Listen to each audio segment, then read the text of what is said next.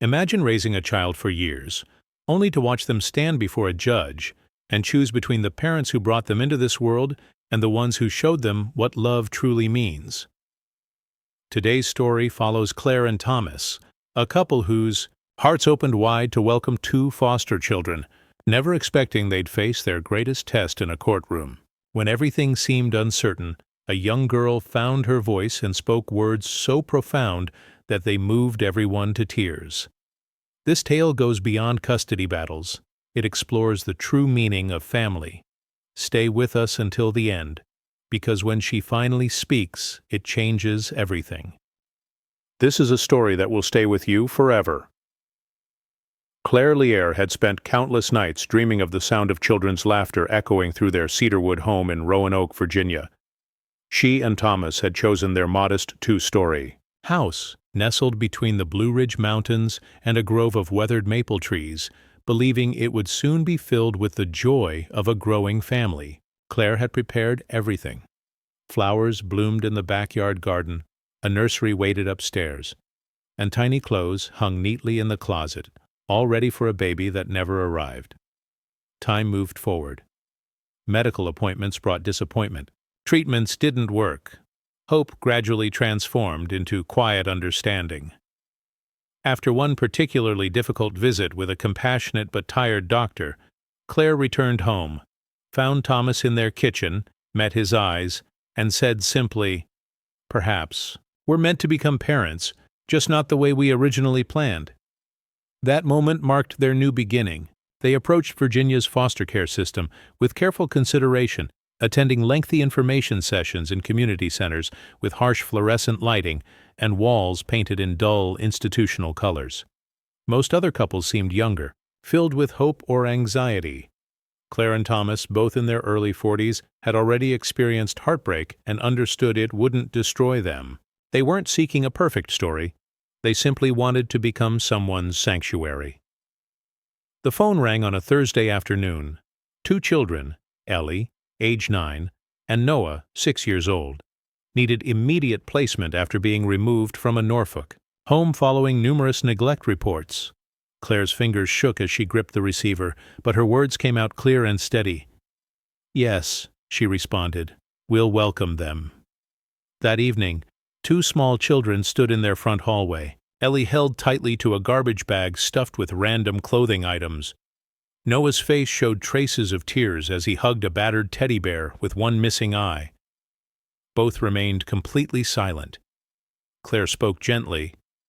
"You may call us whatever feels right to you, but know that this house is your home for however long you need it."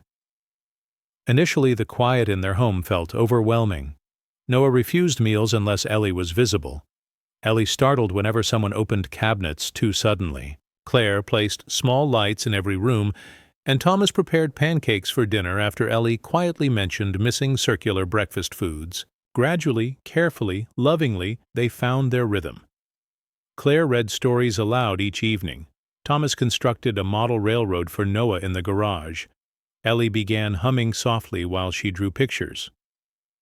One night during toothbrushing time, she accidentally called Claire Mom, then froze with worry in her eyes. Claire simply smiled warmly and replied, "What a wonderful word that is." When the new school year began, both children laughed freely. Ellie became part of the reading club. Noah mastered bicycle riding. They renamed the family dog Pickle, despite his actual name being Max. Thomas purchased a minivan. Claire displayed their first family photograph on the mantelpiece beside her wedding picture, where it looked like it had always belonged. However, Claire understood that tranquility never lasts forever. 12 months into their foster journey, official notification arrived. The biological parents of Ellie and Noah had petitioned for custody restoration. Their mother had successfully finished rehabilitation and was residing in a Richmond shelter. Their father, previously arrested for domestic abuse, had completed anger management training and secured part-time warehouse employment. According to law, they possessed the right to seek family reunification. Emotionally, Claire and Thomas felt completely unprepared. Claire examined the Department of Social Services letter as if it had physically struck her. She stepped outside, settled onto the porch swing, and wept quietly while Pickle rested his head against her legs. Inside the house, the children continued coloring. Life continued normally, but time had begun counting down. Legal proceedings commenced in March. The presiding judge, a woman approaching 60 with gentle eyes and an authoritative voice, listened attentively to all testimony. Social workers presented documentation. Educators spoke about the children's academic improvement, and counselors described the trauma they had successfully overcome.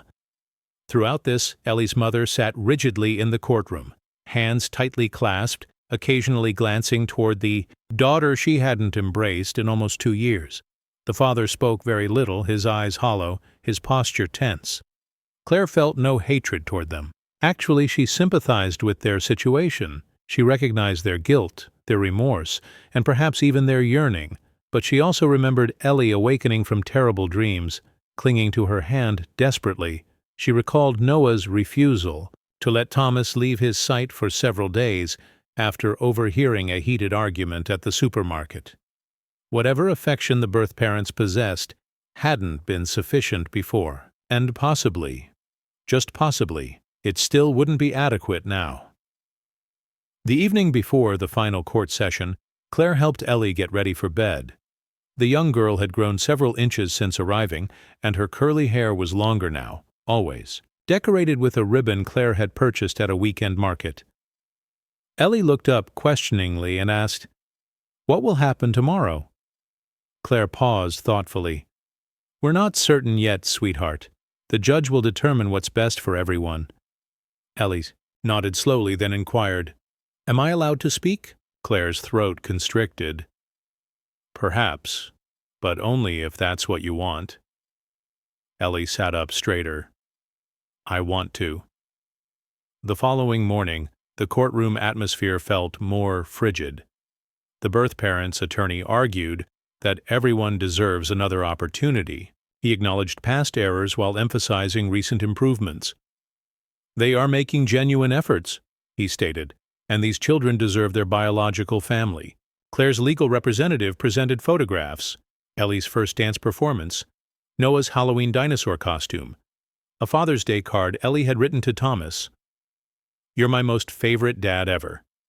Even though I didn't choose you originally, I would have." The judge read it silently, then placed the paper down carefully. The judge then addressed Ellie directly. "Would you like to share something?" Complete silence filled the room. Ellie rose, her hands folded in front of her new dress. She looked at the judge, then at her birth mother, then at Claire and Thomas. She drew a deep breath and declared, "My real mom is sitting right over there." She pointed toward Claire. "She's the person who stayed with me during my bad dreams. She's the one who learned how to braid my hair, even though she struggled with it at first." Nobody moved. Ellie turned toward her biological parents. "I understand. You were once my parents, and maybe you care about me. But I don't recall feeling loved by you. I remember feeling hungry. I remember being cold. I remember all the shouting." Her voice remained steady, clear, and confident. "Here, I feel protected. I understand what safety means now. It means pancakes and bedtime stories. It means someone who pays attention, someone who doesn't abandon you." She paused briefly, then continued, "I'm not trying to cause pain to anyone. I simply want to remain with the people who make me feel like I truly belong." Tears streamed down Claire's cheeks. Thomas grasped her hand. The judge's pen remained motionless above her notes. The courtroom stayed completely quiet, except for someone crying softly in the back rows. Claire turned and saw it was Ellie's birth mother, weeping. The judge cleared her throat. "Thank you, Ellie. That showed tremendous courage." She stood, requested a 10-minute recess, and retreated to her chambers. No one spoke. Claire struggled to breathe. When the judge returned, she looked directly at both children. "This court has carefully reviewed all evidence," she said gently. "In the best interests of Ellie and Noah, permanent custody is awarded to Claire and Thomas." "Lier." Ellie turned to look at Claire. Words weren't necessary. She rushed into her embrace. Claire held her tightly, whispering, "You're home, sweetheart. You're home." Thomas rarely showed his emotions, but that day he allowed the tears to flow. His hands shook as he wrapped his arms around both Ellie and Claire, holding them close as if releasing them might make everything disappear. Noah, too young to fully understand what had occurred, tugged at Thomas's pants and whispered, "We're staying here, aren't we?" Thomas knelt down to Noah's eye level and smiled, his voice breaking, slightly. "Always, buddy, you're home." The drive home was peaceful, filled with the kind of calm exhaustion that follows emotional upheaval. Both children fell asleep in the back seat, their heads leaning against each other. Claire glanced at Thomas, his hand steady on the steering wheel, and whispered, "I never expected her to speak so clearly. Not with such absolute certainty." Thomas nodded. That wasn't just a child speaking. That was someone who has experienced too much but still chose love. Claire gazed out the window at Virginia's rolling landscape passing by, her thoughts dwelling on the expression in Ellie's birth mother's eyes. There had been pain there, certainly, but something else too. Perhaps understanding. The recognition that love, once damaged, cannot always be reclaimed simply because you wish it could be. Back home, life didn't return to its previous state. It evolved into something entirely new. Claire and Thomas officially started the adoption process, this time not as temporary caregivers but as permanent legal parents. The paperwork was overwhelming, the interviews exhausting, but they didn't complain. Each completed form represented another building block in the foundation of a family constructed not through biology, but through deliberate choice. Ellie returned to school the following Monday, entering her classroom with a quiet self-assurance she hadn't possessed before. Her teacher, Mrs. Duncan, who had witnessed Ellie's transformation throughout the previous year, offered her an understanding smile and whispered, "Welcome back, dear." Ellie smiled in return, nodded, and found her seat. Noah announced to everyone on the playground that his father made the finest grilled cheese sandwiches in all of Virginia, and that his mother gave hugs that smelled like fresh laundry and homemade cookies. Claire began paying closer attention to small moments, Ellie humming while completing homework, Noah leaving sticky notes with drawings on the refrigerator. One morning, she discovered a message written in Ellie's careful handwriting. "Thank you for staying, even when I was frightened. Love, E." She stood there holding that note as if it were a precious treasure. They celebrated Noah's 7th birthday with a backyard celebration filled with colorful balloons, homemade cupcakes, and the kind of joyful laughter that carried beyond their property lines. Neighbors stopped by with small presents and kind words. An elderly couple from across the street, who had once been hesitant to approach the family when the children first arrived, brought over a wooden swing set that Thomas helped them construct. "These children belong here," the woman said quietly, patting Claire's hand. "We can see that now." The adoption hearing took place in early summer, nearly 4 months after the custody decision. This courtroom was smaller, less tense, more celebratory. Friends gathered. Teachers, neighbors, even their mail carrier, who always included extra stickers in the mailbox for the kids, showed up wearing a tie and carrying a camera. The judge, the same woman who had presided over the custody hearing, smiled warmly when she saw Ellie again. "You look taller," she observed. Ellie grinned. "It's the shoes." Claire dressed both children in soft blue outfits. Thomas wore the same tie from their wedding day. When the judge announced their new names, Ellie Lier, Noah Lier, Claire could barely hear her own breathing. She blinked back, tears watching the children sign their new names with oversized pens and oversized grins. The moment felt dreamlike. No celebration confetti, no fanfare, just a moment of stillness followed by applause. Afterward, outside the courthouse, someone handed Thomas a small video camera. "Say something to commemorate this day," they encouraged. He hesitated, then looked into the lens. "We didn't bring these children into the world, but they gave our lives meaning, and we'll be forever grateful for that." As summer progressed, the Liers established a new tradition: Friday family evenings with pizza, board games, and rotating movie selections. Ellie consistently chose nature documentaries, Noah preferred anything featuring superheroes. Claire and Thomas alternated losing at Monopoly, not because they let the children win, but because Noah had developed a surprisingly cunning business strategy for a 7-year-old. Saturday mornings meant visits to the downtown farmers market. Ellie adored the honey seller, and Noah always managed to charm someone into giving him a complimentary apple. People began recognizing them not as the Foster family, but simply as the Lears. The change was subtle but significant. In August, a letter arrived in their mailbox. The return address showed a Richmond Rehabilitation Center. It was from Ellie's birth mother. Claire hesitated before opening it, then read it privately in the living room while the children played in the backyard with the garden hose. The letter was straightforward. No apologies, no requests, just a few paragraphs explaining that she had heard about the adoption and felt relieved knowing Ellie and Noah were secure. She enclosed a drawing Ellie had created at age 5, mentioning she had kept it with her throughout everything. Claire studied the picture, simple crayon marks showing a stick-figure family beneath a bright sun, and wondered what it had cost this woman to let them go. She showed the artwork to Ellie that evening. Ellie examined it, traced her finger along the crayon lines, then handed it back. "She tried," Ellie said. "That's important, but I think she understands I'm exactly where I should be."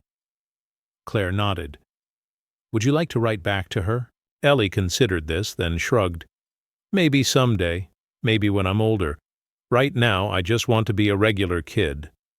That night, as Thomas tucked Noah into bed and Claire braided Ellie's hair before sleep, their house felt more complete than ever before.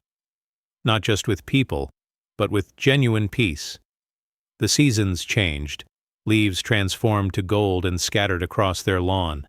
The swing set creaked as Noah pushed Ellie in gentle circles. One Sunday morning in October, Claire photographed the children sitting on their porch with mugs of hot chocolate. She posted it online with a simple caption, "Family is who stays." Comments flooded in from high school friends, church members, even former colleagues, all remarking how beautiful the family looked, how fortunate the children were. But Claire knew the real truth. They weren't fortunate. They had been chosen deliberately, fiercely, with a love that hadn't grown in a womb but in the spaces of broken hearts that refused to remain broken. She printed that photograph and placed it on the refrigerator next to the note Ellie had written months earlier. Every morning she saw it, 2 children wrapped in blankets, smiling at the autumn sky, and she remembered everything it had taken to reach that moment. Pain, patience, and an extraordinary act of bravery from a little girl who had once believed she had no voice. To Claire, that photograph represented more than a memory. It was a promise. By Christmas time, the Lier household had become a collection of small traditions, each one woven into their family's fabric, not through planning, but through love expressed in simple, everyday moments. Claire baked the same. Molasses cookies her own mother had made, except now Ellie helped measure the sugar, always sneaking an extra spoonful when she thought nobody was watching. Thomas hung lights around the porch, slightly uneven, but glowing beautifully nonetheless. Noah built a snowman in their front yard and insisted on calling it Captain Toast. Their Christmas tree displayed an assortment of mismatched ornaments, some new, some from Claire and Thomas's earlier years, and several hand-painted ones the children had made at school. Their names were written in glitter glue like small signatures of happiness. They stayed home for the holidays that year, instead inviting friends who had become like family. Neighbors, teachers, the church couple who had witnessed their entire journey from the beginning. 20 people crowded into their living room on Christmas Eve, holding mugs of warm cider as Claire played old carols on the piano she hadn't touched in years. Ellie sang softly. Noah sat on Thomas's lap, humming along between bites of candy cane. When gift-opening time arrived, the children didn't rush. They took turns, laughing at Thomas's silly sock gifts and Claire's glitter-covered bookmarks. One present from Thomas. To Claire was a small locket containing 2 tiny photographs, one of Ellie, one of Noah. Inside, he had engraved a single word, "Chosen." After their guests departed and the house grew quiet again, Claire stepped outside into the cold night air. Snowflakes drifted slowly beneath the streetlight, and the silence wrapped around her like a comfortable blanket. She could hear Ellie's music, playing faintly upstairs, and Noah's giggles as Thomas read his favorite book for the 5th time that week. Claire closed her eyes briefly and whispered a silent thank you, perhaps to God, perhaps to life, perhaps to destiny, for guiding them through the heartache and into this warmth. Winter passed. The children grew taller, their laughter richer. At school, Ellie entered the district art competition and earned 2nd place with a painting titled My Family Tree. It showed 2 adults and 2 children beneath a massive oak tree with leaves swirling in gold and red, each leaf containing a name. In the corner she had written, "Roots don't need to be blood. They can grow from love." The principal requested permission to frame it in the main office. Ellie agreed, and Thomas took a photo to display in his workplace as well. Noah joined T-ball. In the spring, he wasn't the most skilled player, more interested in chasing butterflies in the outfield than catching fly balls. But every time he looked toward the bleachers and saw Claire and Thomas cheering, his smile grew as wide as if he had just hit a home run. After games, they visited the ice cream shop, always debating who received the largest scoop. Claire kept track in her notebook. Noah was ahead by 2. One evening in May, just before the school year concluded, Claire received another letter that made her heart race. It was another message, from Ellie's birth mother, this one longer and more stable in tone. She wrote about maintaining her sobriety, the job she had held for over 6 months, and how she was learning to live with both gratitude and regret. She made no requests for visits or demands of any kind. Instead, she explained that she had begun volunteering at a local shelter, helping other women rebuild their lives, and that Ellie's courage in court had inspired her more than she could express. At the end, she added, "If she ever wants to correspond, I'll be here, but I understand if she never does. I just wanted you to know I'm proud of her. I'm grateful you found her before the world could break her spirit completely." Claire read the letter twice, then sat at the kitchen table and cried, not from sadness, but from the overwhelming weight of how fragile and beautiful redemption could be. That night, as she helped Ellie get ready for bed, she asked gently, "Would you be interested in reading a letter from your birth mom?" Ellie thought for a long moment, then nodded. Claire handed it to her and waited quietly as she read. When Ellie finished, she didn't say much, just folded the letter, placed it beside her lamp, and whispered, "I hope she's doing well." Later, that summer, the family took their first real vacation, 4 days in Asheville, North Carolina, exploring hiking trails and eating excessive amounts of roadside barbecue. They rented a small cabin in the woods, complete with bunk beds and a creaky porch swing. Thomas taught Noah how to fish while Ellie spent hours sketching the mountains. On their final night there, as they watched fireflies dance across the grass, Ellie leaned against Claire and whispered, "This feels like it will last forever." Claire wrapped her arm around her and smiled. "That's because it will." The years that followed weren't without challenges. There were tantrums, scraped knees, growing pains, and the quiet worries that sometimes returned during still nights when the house grew silent. But love was always present. Solid, patient, unwavering love. The kind that doesn't quit when difficulties arise. The kind that wakes up early to prepare school lunches, stays up late to repair broken toys, and listens carefully when a child struggles to find the right words. Eventually, Ellie graduated from high school and received acceptance to James Madison University with an art scholarship. Claire framed her acceptance letter. Thomas wept when she walked across the stage in her cap and gown. Noah, now taller than Claire, stood in the crowd shouting, "That's my sister!" with pride filling his voice. At Ellie's graduation party, she delivered a brief speech in their backyard, surrounded by longtime friends, teachers, and neighbors who had watched her flourish. She thanked her family for believing in me when I wasn't sure I could believe in myself. Then she turned to Claire and Thomas and said, "You didn't just rescue us. You gave us a story we're proud to continue telling. Thank you for choosing us every single day." Claire covered her mouth to hide. Her tears. Thomas wrapped his arm around her shoulders. Years later, after both children had begun their own independent lives, Ellie teaching art at a Richmond public school and Noah training to become a firefighter, Claire would still look at that family photo on the refrigerator and think about that courtroom from years ago. She would hear Ellie's voice, strong and unwavering, declaring what love had taught her to understand, and she would remember how a little girl had once stood up not just to speak her truth, but to identify her home. She would smile, knowing that what they had built was more than just a family. It was proof that love, when chosen bravely, patiently, and without conditions, could rewrite even the most damaged beginning. It could become a home that no one ever wanted to leave. And for Claire, Thomas, Ellie, and Noah, that home was eternal.